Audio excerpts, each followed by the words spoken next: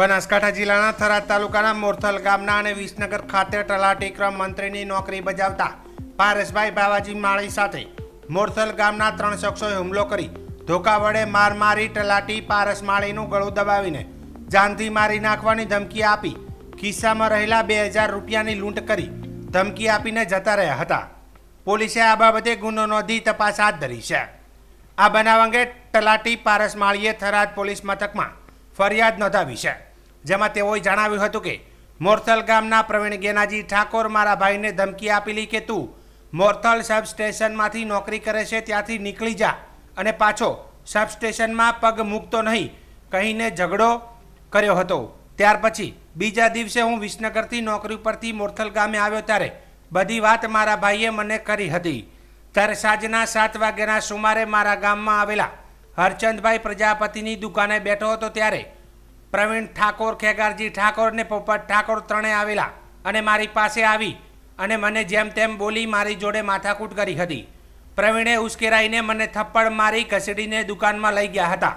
ત્યાં ત્રણેય લોકોએ મને માર માર્યો પછી પ્રવીણે મારું ગળું દબાવી મારા ખિસ્સામાંથી પડેલા 2000 રૂપિયા લઈ અને ત્યાંથી નાસી ગયા હતા.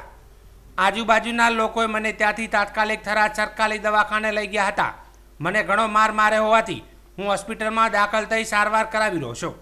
આ 3 લોકો મને મારા ભાઈને જાનથી મારી નાખવાની ધમકી આપી હતી, જેના વિશે થરાદ પોલીસ સ્ટેશનમાં ફરિયાદ નોંધાવી છે. થરાદ પોલીસે હાલ તો ગુનો નોંધી આગળની કાર્યવાહી હાથ ધરી છે. આજે 22/6/2024 શનિવાર અને 7 થી 7:30નો સમયગાળો હશે. દૂધનો ટાઈમ હશે એટલે લોકો પણ 100 થી 150 જણનું ટોળું પણ હતું ત્યાં આગળ અને 15 જણ તો દુકાનની અંદર મારતા હતા.